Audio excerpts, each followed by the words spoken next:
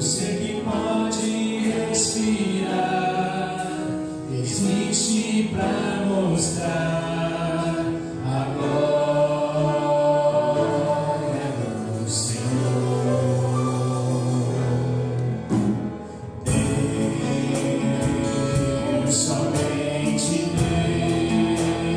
Deus, os seus mistérios pode revelar,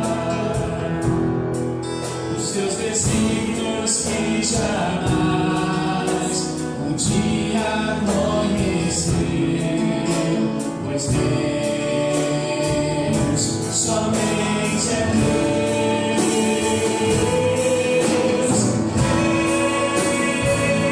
Deus, somente Deus, domina o trono do universo. Que a voz da criação se erga para dar louvor somente a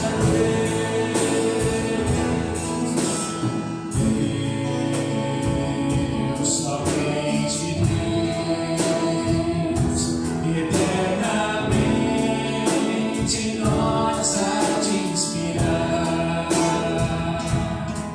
Alegria de adorar, desejo de exaltar a Deus, somente a Deus,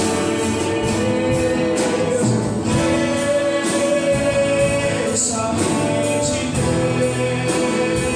Deus, domina o trono do universo.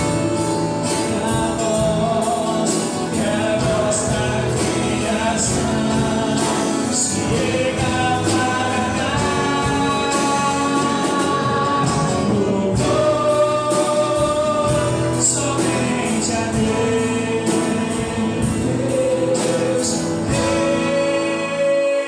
Deus, somente Deus, domina o trono do universo. Que a voz da criação se erga para dar louvor somente a Deus, louvor somente a Deus, louvor somente a Deus.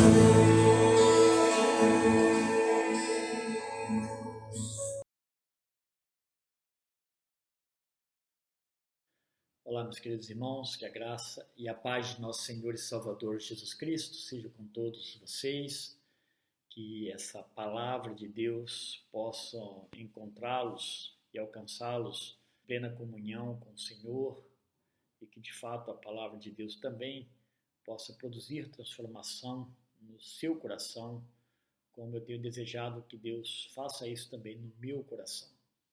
Nós temos às quintas-feiras compartilhado com os irmãos algumas coisas bíblicas relacionadas à convivência, à vida prática da igreja, como ela vive isso no seu dia a dia, aquilo que ela recebe, que ela aprende do Evangelho, como ela vive na prática essas coisas.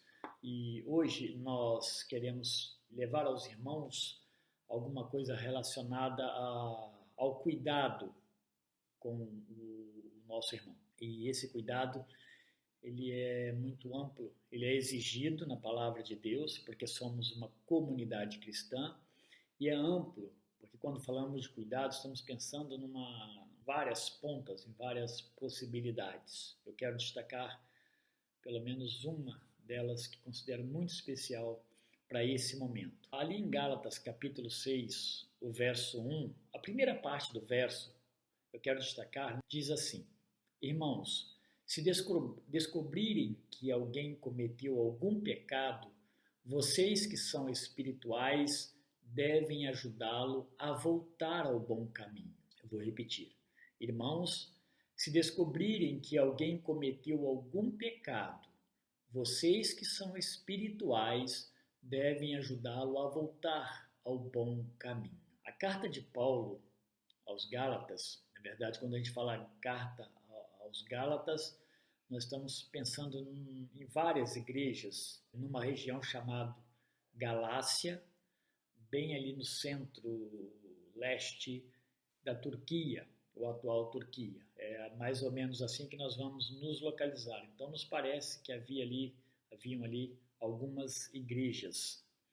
E essa carta de Paulo para eles está envolvida por uma cuidadosa resposta do próprio apóstolo a diversas acusações feitas contra ele e a autoridade do seu ministério apostólico, envolvendo a doutrina que ele ensinava. Claro que envolvia ele também. De certa forma, aparentemente foi bem conflitante essa divergência, levantada principalmente a partir de alguns judeus ou crentes, judeus, judaizantes, que traziam para o cristianismo um ensino dizendo que aqueles crentes da Galácia eles precisavam passar também pela circuncisão para que a sua salvação se tornasse plena, se tornasse completa. Tudo isso, como acontece sempre em igrejas que se disseminam inverdades sobre o evangelho, é claro, despertou interesse e levantou rumores dentro da comunidade e uma consequente dúvida, especialmente sobre a autenticidade apostólica de Paulo também, não somente seu ensino, mas a sua própria autenticidade apostólica. É bem por esse caminho que ele começa lá no capítulo 1, dizendo que ele não foi constituído apóstolo por homens, mas tão somente por Deus e Jesus Cristo. Mas Paulo, mesmo diante dessa forte resistência interna ali na igreja, ele vai desmentir a necessidade de circuncisão ou qualquer outra coisa que surgiram como necessidade para acrescentar a obra redentora de Cristo. Não precisa mais nada, e Paulo vai tratar disso. O que é redenção? A ideia de redenção, quando a gente usa muito essa palavra, é a ideia de resgate, salvação, libertação.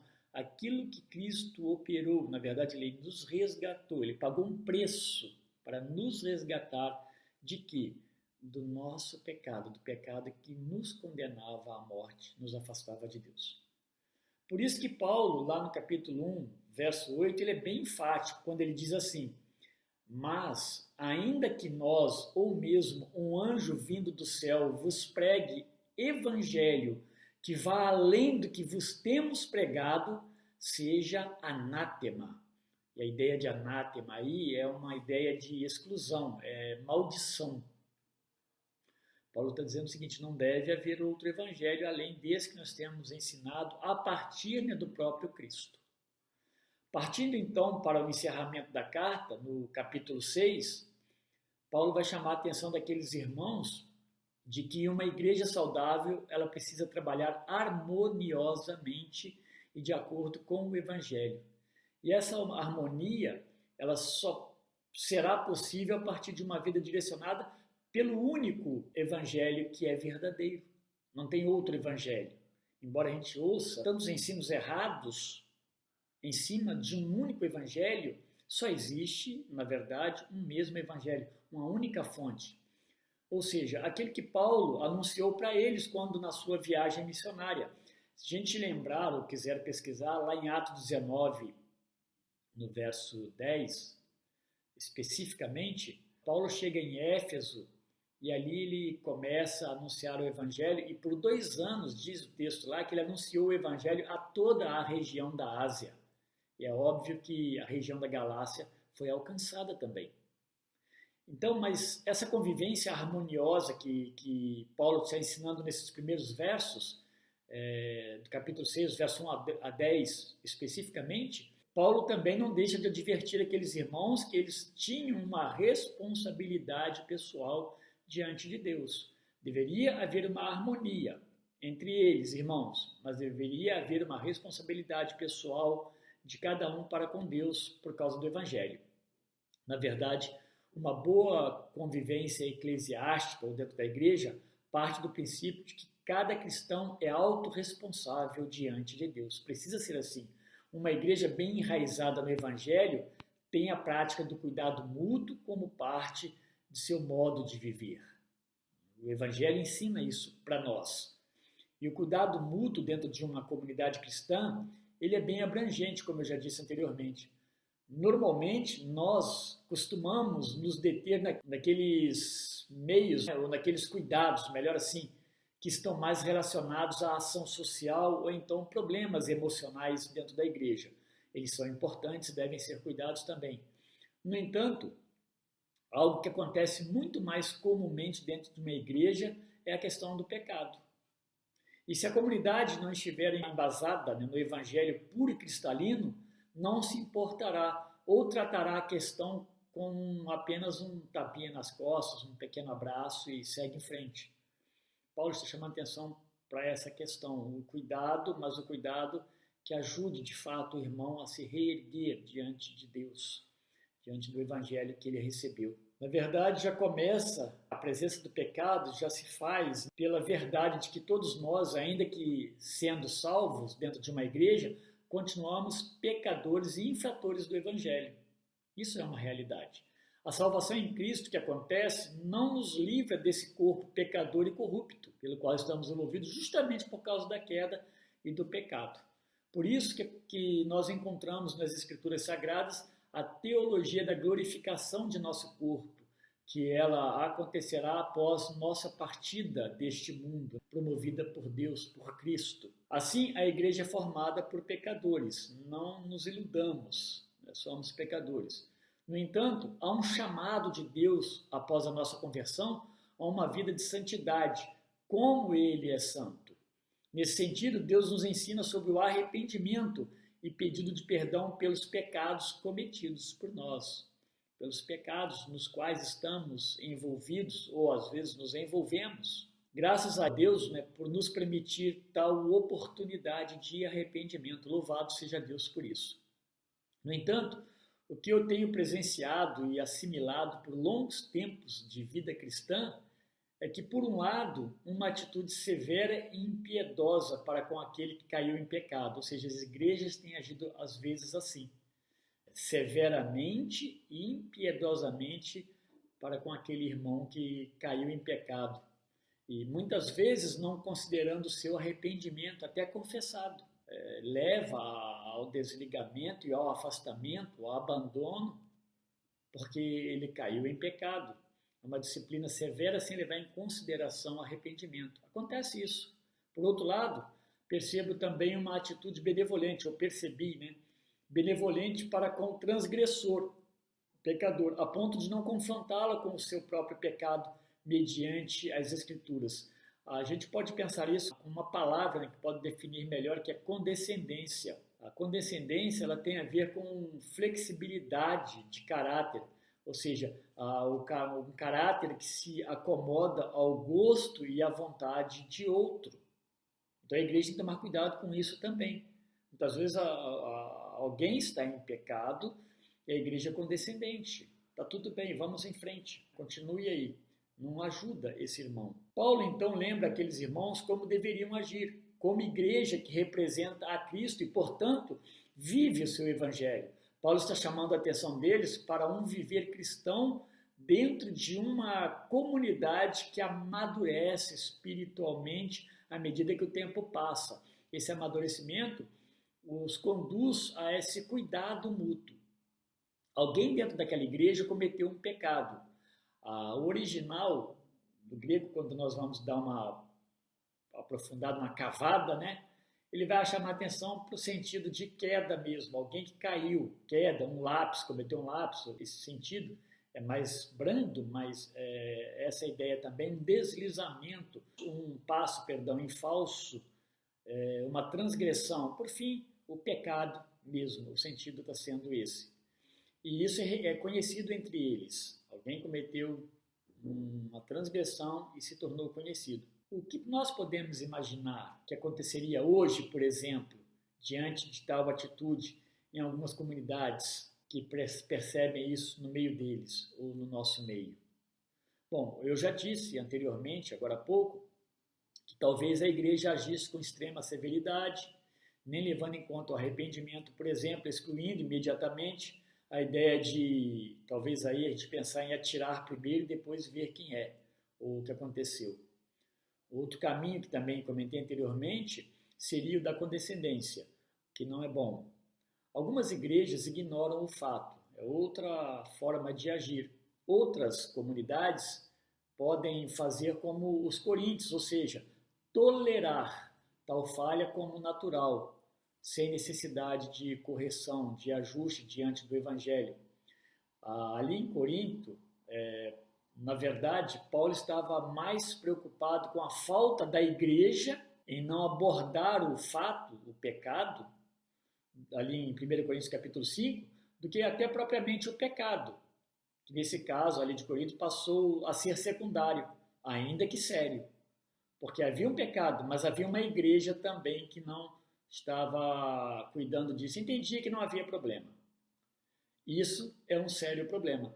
Uma outra forma de como se lidam com tal pecado, hoje, por exemplo, nós podemos perceber, é protegendo o pecador, por motivos, às vezes, de interesses pessoais, talvez por ser uma pessoa de classe social elevada. Então, uma forma de mantê-lo no rol de membresia. Vai muito do que cada igreja está entendendo, aprendendo, interpretando em relação ao Evangelho. Enfim, o que Paulo nos chama a atenção é que, se descobrirem que alguém cometeu algum pecado, vocês que são espirituais devem ajudá-lo a voltar ao bom caminho. É isso que o texto está falando nessa primeira parte de 6:1 de Gálatas. Não se enquadra, então, em nenhuma das alternativas anteriores.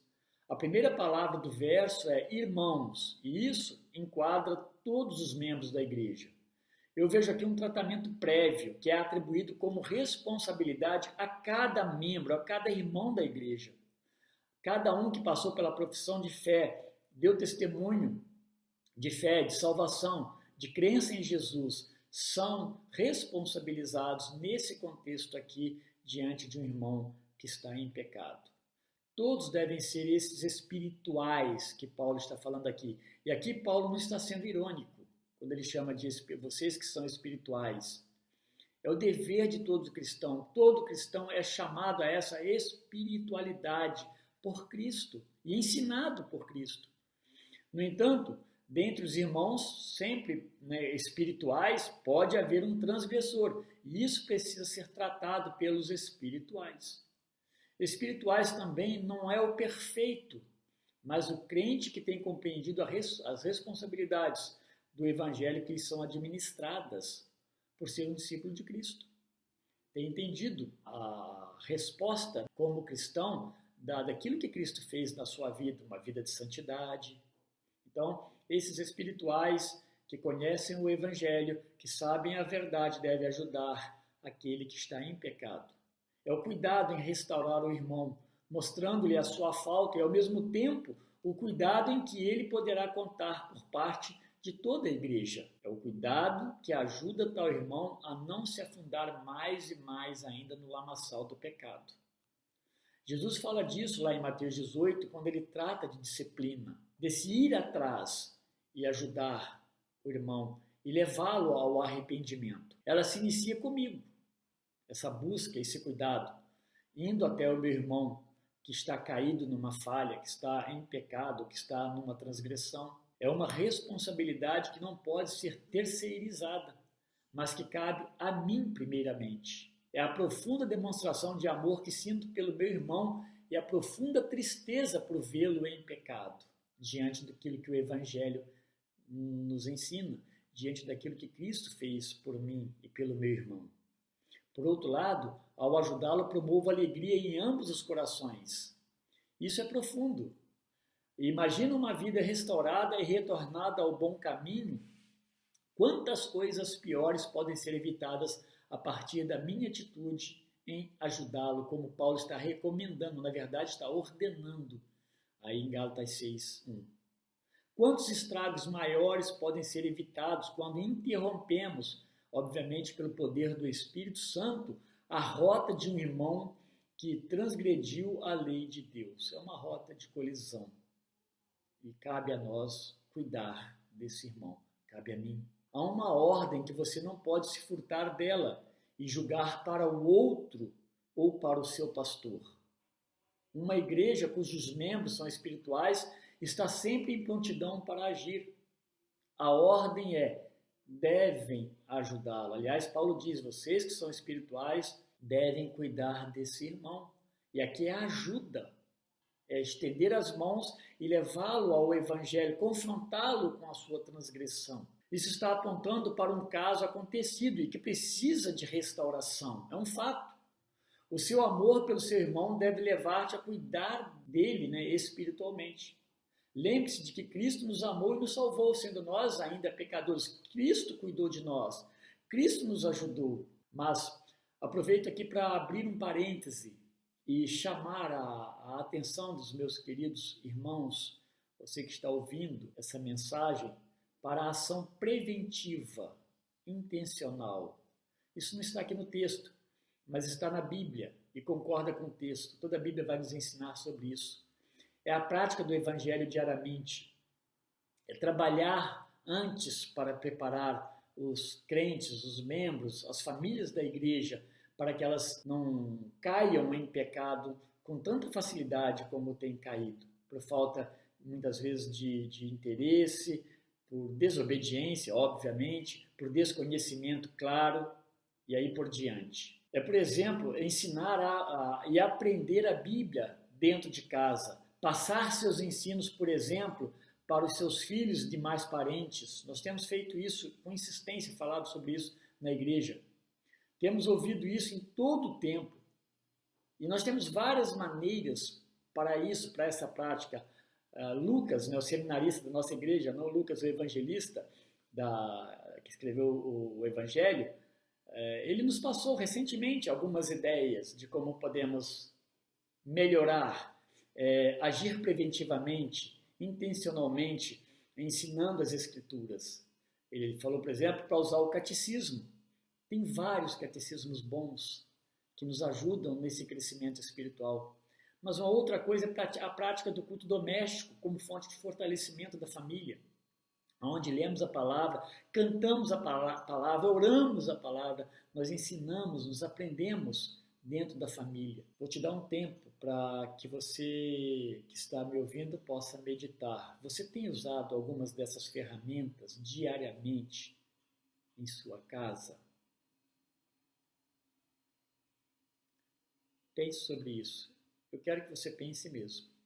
Você tem usado isso intencionalmente para ajudar a sua família, para ajudar o seu esposo, a sua esposa, ajudar seus filhos, para que eles não venham a cair em pecado, principalmente por descuido do aprendizado da palavra de Deus? E, por exemplo, se Deus não permitir que a igreja se reúna mais ali na primeira igreja batista, naquele local? Se Deus não permitir. Isso não é uma profecia, claro, mas para que possamos pensar sobre o fato se somos ou não uma igreja em casa. E as mensagens pregadas? Tem anotado, tirado princípios? Tem buscado entender os mandamentos para obedecê-los? Eu não vou me estender, mas não tenho dúvida de que uma igreja saudável espiritualmente começa em casa. E nós temos trabalhado muito isso.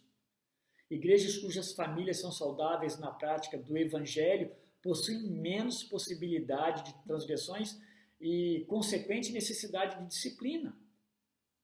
Em vez de ser ajudado, vai ser um ajudador. Mas desejo lembrar que o trabalho preventivo deve acontecer também dentro da igreja, quando os irmãos maduros ajudam os mais verdes, já para fazer um contraste, aqueles que ainda estão mais no princípio, e ajudam esses a se conduzirem conforme o padrão do Evangelho. Paulo está falando para isso e nós estamos abrindo uma brecha para que comece preventivamente e intencionalmente os ensinos em casa. Encerrando, caso aconteça uma falta de um irmão, não se furte do dever de ajudá-lo em sua restauração. A alegria que isso proporciona no corpo de Cristo é imensurável. Nós não conseguimos medir quando nós vemos um irmão restaurado, ajudado pelos outros da comunidade. Oremos então pelos nossos irmãos, ajudemos aqueles que têm demonstrado probabilidade de interesse ou queda para o pecado, para a prática, na verdade, do pecado. A regeneração ela já aconteceu em nós. Somos salvos, mas nós precisamos de ajuda diariamente. E para isso, Deus usa a sua própria igreja, cada membro dessa comunidade nessa obra restauradora. Pense muito nisso, ore por isso, peça a Deus por isso. Comece na sua casa, ore, seja um crente fiel aos princípios do Evangelho, em oração, em cuidado consigo mesmo e com a sua família, levando-a aos pés de Cristo e obedecer o Evangelho dia a dia. Nesse momento, oremos por isso também. Nosso Deus, nós amamos o Senhor e o agradecemos, Pai, pela Tua palavra. Ajuda-nos, ó Deus, a estarmos atentos às necessidades dos nossos irmãos ou de um nosso irmão. Ajuda-nos, ó Deus, a abençoá-lo, a cuidar dele caso esteja em pecado, em falta, em transgressão. Trabalha esse coração, mas trabalha também os nossos corações, para que não sejamos, ó Deus, negligentes e o abandonemos em seu pecado. Ó Deus, que nós possamos, nessa ajuda, mostrar, ó Deus, confrontá-lo com o Evangelho de santidade, que nos chama, ó Deus, para o viver cristão. Ó Deus amado, prepara essa igreja para viver dessa forma, Deus, dia a dia. Mas também, ó Deus, que haja uma intencionalidade dentro de casa, Deus, em buscar o Evangelho, em ensinar o Evangelho, em cantar e orar o Evangelho. Ó Deus amado, desperta as famílias, Pai, desde o mais jovem até o mais velho, Deus, para buscar no Evangelho a graça, a bondade, a alegria, Pai, para o viver e resposta para os dias difíceis. Louvado seja o Teu nome acima de todos os nomes. Muito obrigado, meu Deus, pela Tua palavra. Em nome de Jesus Cristo, nosso Senhor e Salvador. Deus abençoe a você, meu querido irmão.